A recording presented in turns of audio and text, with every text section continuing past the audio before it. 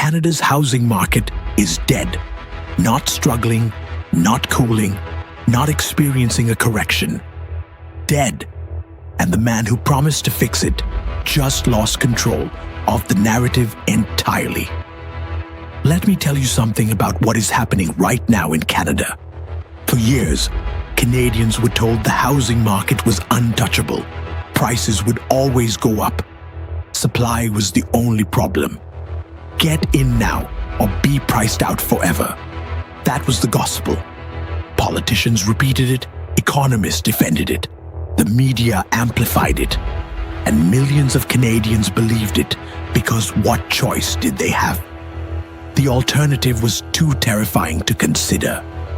But here is what happens when you build an economy on a foundation of debt, speculation, and political cowardice.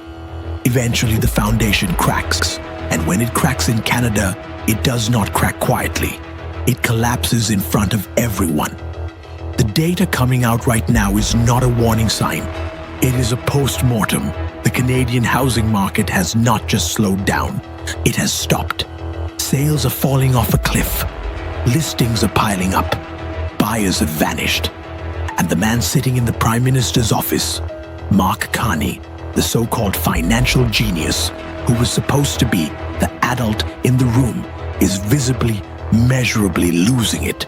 This is not a story about interest rates. This is not a story about immigration policy or zoning laws. This is a story about a reckoning that was always coming. And now that it is here, nobody in Ottawa knows what to do about it. Let me walk you through exactly what is happening, why it matters, and why everything Carney is doing right now is making it worse. The numbers do not lie, and right now the numbers are catastrophic. In major Canadian markets, home sales have collapsed to levels not seen in decades.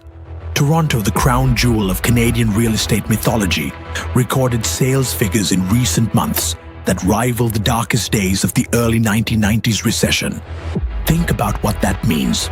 We are talking about a market that survived the 2008 financial crisis, survived COVID, survived multiple rate hike cycles, and it is now producing numbers that look like a recession-era collapse without the official recession label to go with it. The Canadian Real Estate Association has been releasing data that should be front-page news every single day. Month-over-month declines, year-over-year declines. The average home price in Canada has dropped significantly from its peak. In some markets, we are talking about corrections of 20, 25, even 30% from the highs. That is not a correction. That is a wipeout. Homeowners who bought at the peak in 2021 or 2022 are sitting on properties worth dramatically less than what they paid. Some of them are underwater. Some of them are trapped.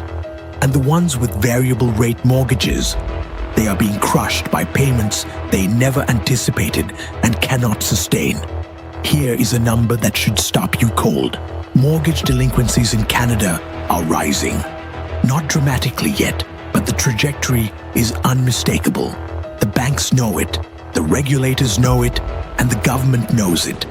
The question is not whether this is happening. The question is how bad it gets before anyone in power is willing to say the word out loud.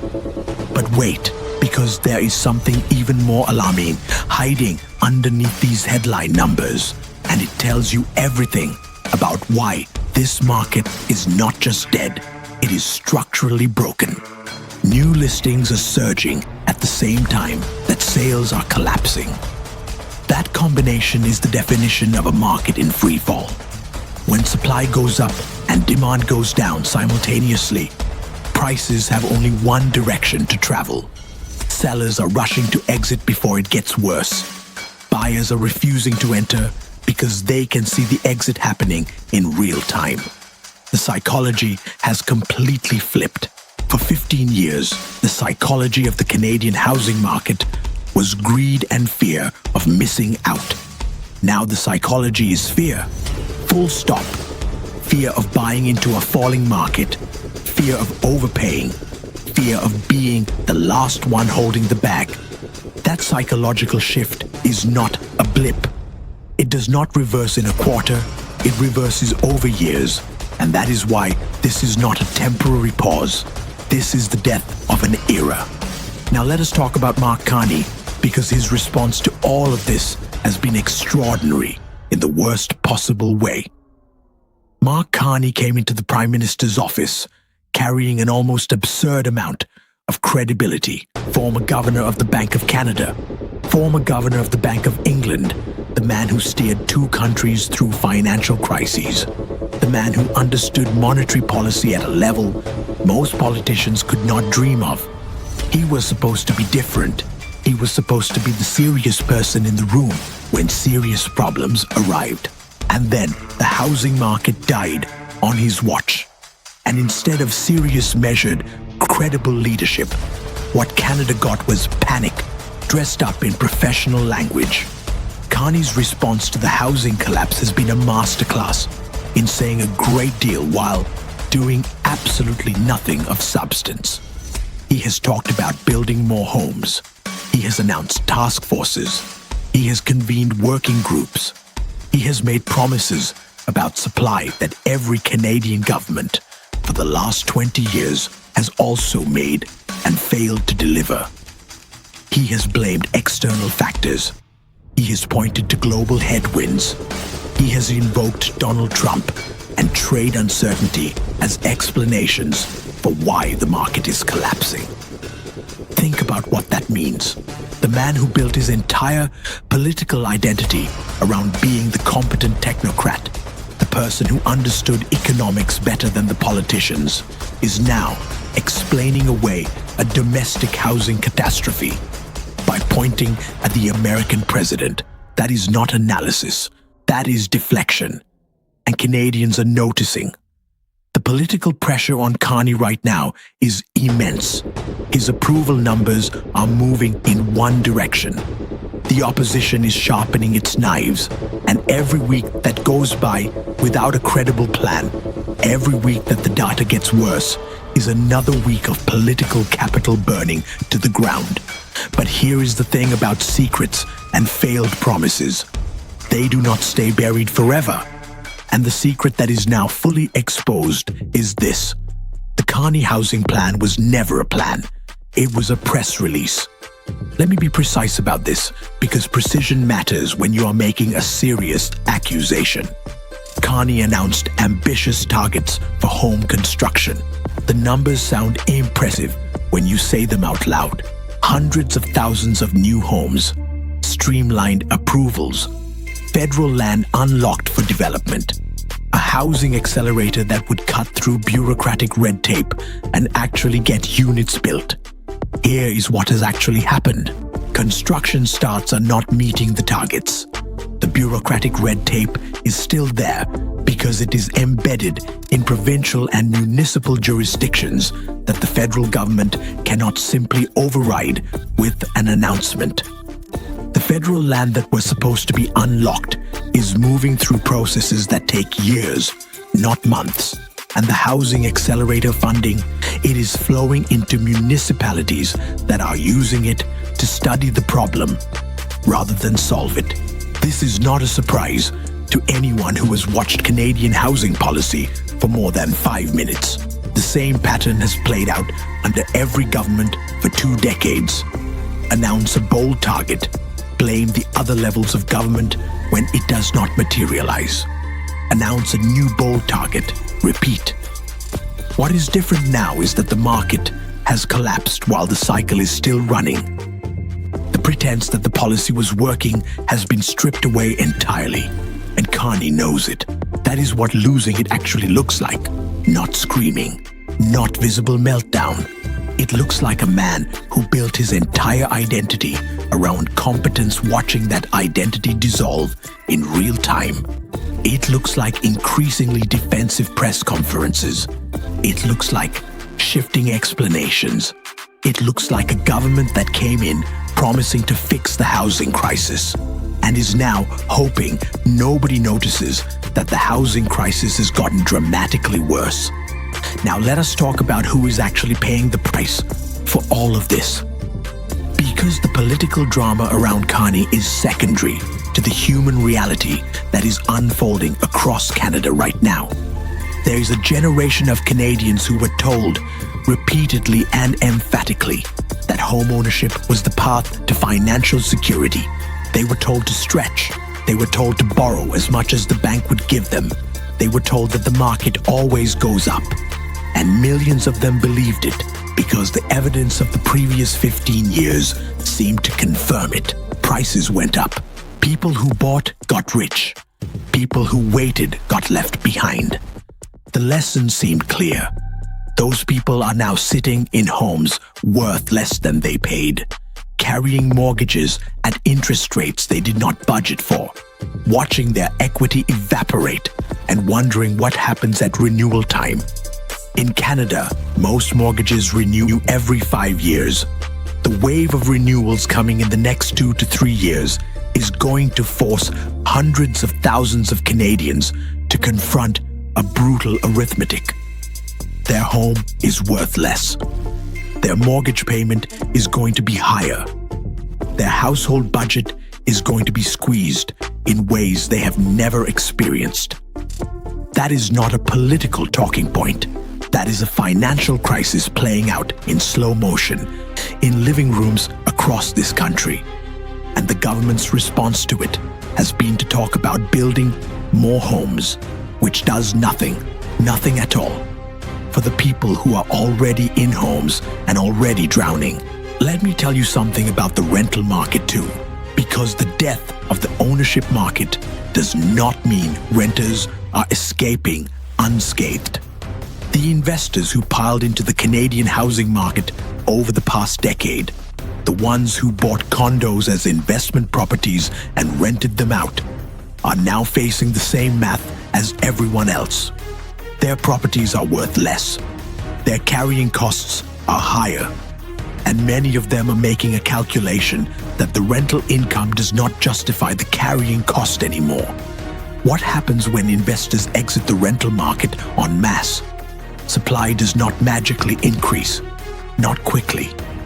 What happens first is disruption. Tenants get notices. Buildings get listed for sale.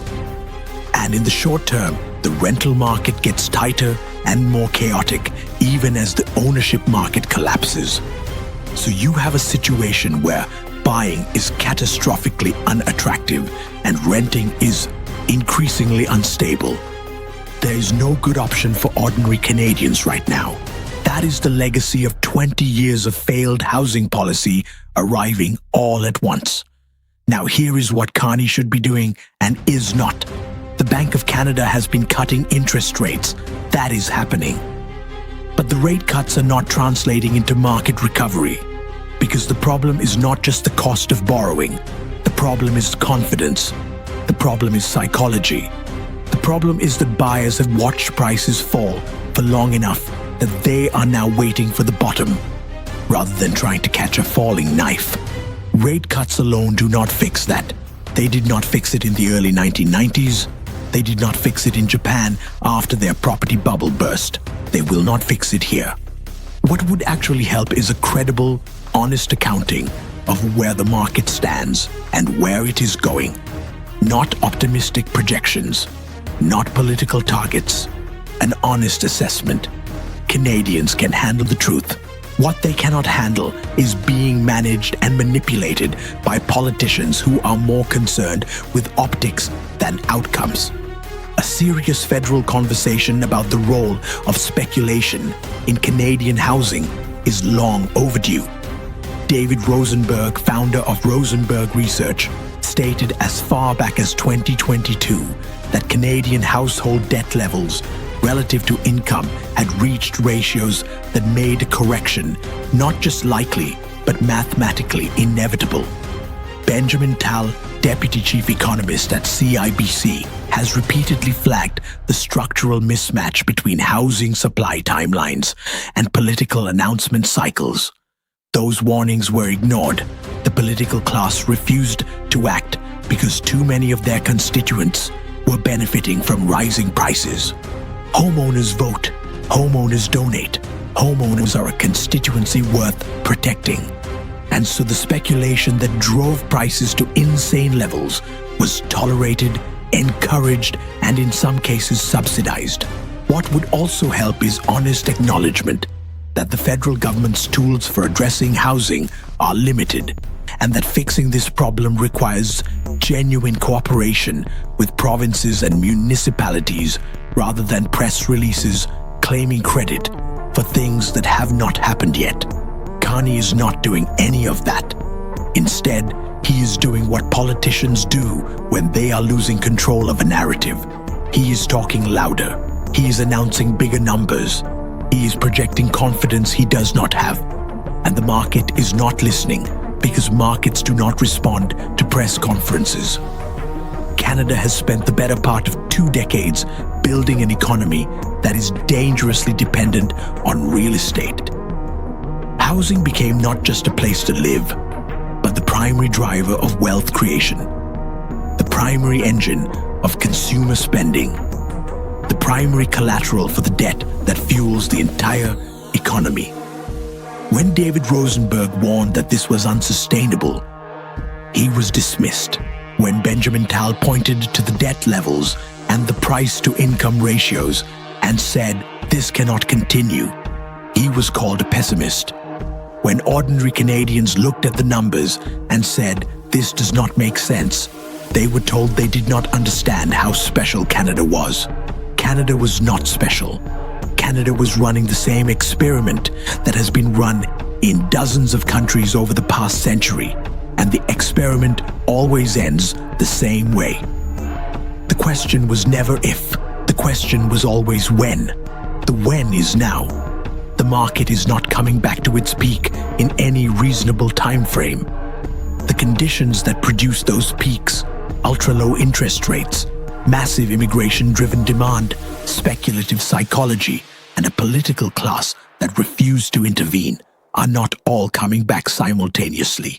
Some of them may never come back, and that means Canada has to confront a fundamental restructuring of what its economy looks like and what wealth creation looks like for the next generation. That is a serious conversation. It requires serious leadership. And right now, Canada has a prime minister who is visibly struggling to manage the political fallout from a collapse he did not cause, but absolutely has failed to address with anything resembling a credible plan. Carney losing it is not just a political story. It is a symptom. It is what happens when the gap between the promises made and the reality delivered becomes too wide to paper over with announcements and task forces. It is what happens when a leader whose entire brand is competence runs out of competent things to do. The housing market dying is not just an economic story. It is a social story. It is a story about a promise that was made to an entire generation and broken. It is a story about what happens when you tell people that the path to security runs through a single, illiquid, leveraged asset class, and then that asset class betrays them. Canada is stunned right now, genuinely stunned, because for so long, so many people believed the story. They believed in the market. They believed in the politicians who promised to manage it. They believed that Canada was different, that the fundamentals were strong, that the soft landing was coming. The market died, and no politician has an answer for what comes next. Subscribe for more.